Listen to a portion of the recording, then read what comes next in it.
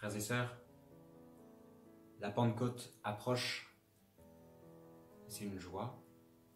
Nous avons vécu Pâques confinés et nous ne savons pas encore très bien comment nous vivrons la Pentecôte.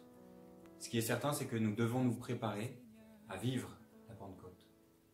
C'est-à-dire qu'il ne suffit pas que Dieu nous donne pour que nous vivions de sa grâce. Il y a une étape avant ça. Cette étape, c'est l'accueil. Nous devons accueillir ce que Dieu veut faire dans nos vies. Et cette année, nous vous proposons quelque chose de très simple. C'est une neuvaine de prière, c'est-à-dire 9 jours. Ces 9 jours, ils correspondent au temps qui sépare l'ascension, le jeudi de l'ascension, ce moment où le Christ monte dans la gloire du Père, et le jour de la Pentecôte, le dimanche de la Pentecôte. Ce qui est essentiel, ce qui nous a semblé essentiel, c'est de nous préparer, de préparer nos cœurs. De préparer nos cœurs au don immense que Dieu veut nous faire. Il faut être très clair. L'Esprit Saint, Dieu nous le donne. Et ça, c'est la partie certaine, c'est ce qui est certain. En revanche, nous devons disposer nos cœurs, disposer nos intelligences pour recevoir ce don immense qu'est l'Esprit Saint. Frères et sœurs, le temps d'épreuve que nous vivons par le confinement, ce temps, il n'est pas fini, il n'est pas achevé.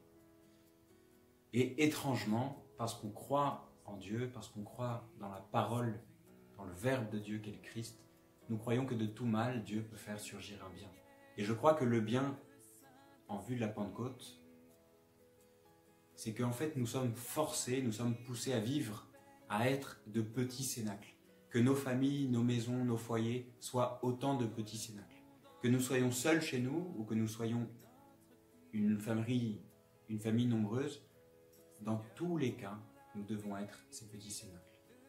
Alors frères et sœurs, qu'on puisse trouver sur Internet par exemple des images du cénacle, qu'on puisse imaginer avec tout ce que nous sommes, que nous imaginions ce qu'est le cénacle. Le cénacle, c'est très simple, c'est les 12 apôtres, les 11 apôtres, un petit groupe de disciples réunis autour de la Vierge Marie. Vous voyez ? Trop souvent, on se demande où est la place des femmes. La place des femmes, elle est là, au centre. Et autour de la Vierge Marie, il y a cette vie de prière qui grandit, qui se construit, qui se bâtit. Et autour de la Vierge Marie, il y a nos cœurs qui se disposent à recevoir l'Esprit Saint, à recevoir ce que Dieu veut nous donner.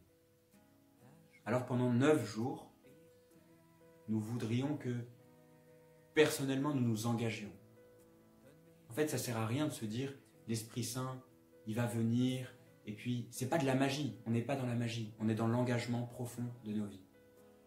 Ce qui veut dire qu'il y a uniquement par le consentement de nos cœurs, comme à l'Annonciation, lorsque la Vierge Marie reçoit les paroles et dit oui à Dieu, il n'y a que par l'engagement de nos cœurs, l'engagement de nos vies, que nous recevrons vraiment l'Esprit Saint.